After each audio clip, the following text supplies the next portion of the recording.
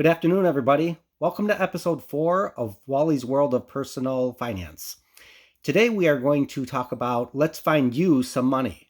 So, the first thing I want you to do is just take a look at your own personal situation, take a look around the house. What do you have that you could grab and convert to some money? So, first thing obviously is going to be maybe old clothing, shoes, winter coats, ladies' purses, shoes, those types of things. Stuff that you just go through your closets, find the stuff that you really don't wear that much anymore, or maybe you're like, hey, I need a new one of these, or I'd like to get a new one of these, and then just go through it and put in a big pile and say, hey, I'd like to get rid of this stuff, right? Then you can go through your basement or your storage facility or attic, whatever you have. Take a look for things like games, old computers, monitors, televisions that you don't use anymore, computers that you maybe don't use anymore. If they're in decent working condition, all of these things you can either sell to a reseller. There's shops in your area that may be selling these things for you, might take them off your hands and give you some cash, or you could, of course, sell them online. Then you want to take a look, okay, old furniture, maybe some other things you have, collectibles, sports equipment. I know, a lot of you guys out there are very into your sport, whether it be basketball or golf or soccer or whatever. There's a lot of good opportunity there to sell used equipment, especially if it's in pretty good shape, right? So you can convert that, and even if you're going to use it to buy something new, at least you're not out the full cost of whatever you're going to buy. You're offsetting that with the cost, with the sale of whatever items you may have there. So again, take a look at reseller shops. Ladies, there's consignment stores that do really well with women's clothing, I understand.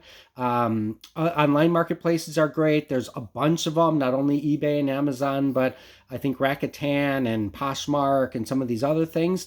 Why don't you put in the comments below if you've ever sold on one of these and what your experience was, if you like it, if you didn't like it, what your personal tale was. So, okay.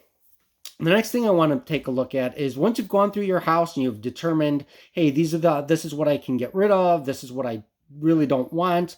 And keep in mind, if you're like, hey, you know what, this stuff really it works or it looks okay, but I really don't want to sell it, I don't want to go through the hassle, please consider donating to a local church or charity near you. There are plenty of groups that are always looking for good used clothing, computers, anything where some people can't afford it, they're less fortunate than you.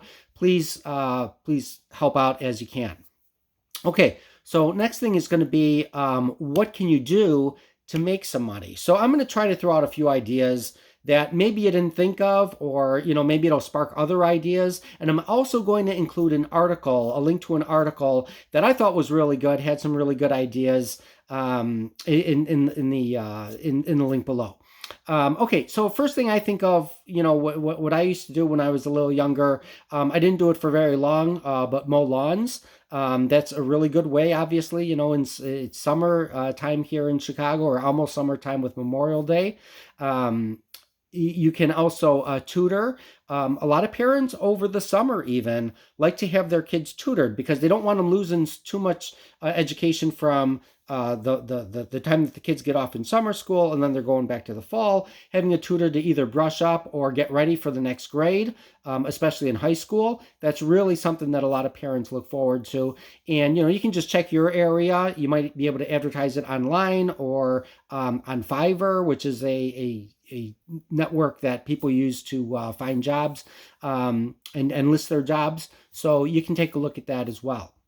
Another thing, babysitting, of course, it's summertime. People are going to want to go out. If they have small or even middle-aged kids in middle school, they're going to want to have someone responsible take a look at those. So, babysitting is a great way. Also with their pets, either pet sitting or pet walking, dog walking. That is a very popular thing. Where I'm at in Chicago, I see dog walkers all the time. They're, taking the dogs for a walk, taking them to the park, enjoying the time that they have with the dogs. So especially if you love animals, it's a great way to get your daily fix for, cuddling and petting some animals while also making some coin. Okay, there's some other ways that I didn't even know that some of these were a thing. and you can apparently make some money at it. Again, I'm going to link the article in the description. Go ahead and check it out. But apparently, you can make money by completing online surveys. You can write resumes for people. You can be a virtual assistant for people. Let's say somebody needs some help with managing their time, or they're busy. I know in my field, mortgage loan officer realtors are very busy. They need assistance. So the busy ones really need assistance to help manage their time and get back to clients and things like that. So if you're very good, especially if you're a good writer, you could probably make a decent amount of coin, being a virtual assistant. But these are just some examples of some of the things you can do to make some extra money, so that you're not in that daily 9 to 5. Oh my gosh, I'm here. I don't know what to do. I can't save any money. I can't get ahead, especially with gas and food prices going up. What am I going to do? Again, these are just some examples. You know what skills you have. You can usually leverage those to make at least a little bit of extra money. And so best of luck to you. Please let me know if you find this video helpful and what other topics you would like me to cover. Hope you have a great day. Take care.